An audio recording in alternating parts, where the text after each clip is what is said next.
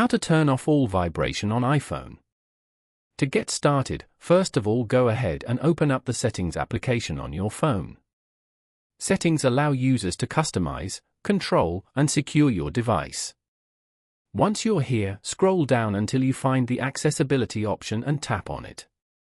Accessibility helps you control your phone more easily and provide equal opportunities for everyone. Here, scroll down and tap on Touch.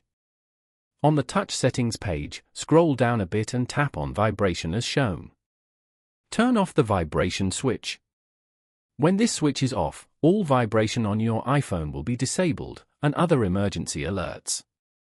Following these steps, you can easily turn off all vibration on an iPhone. Thank you for watching. Please leave a like if this tutorial helped you, or leave a comment below if you have any questions related to the video.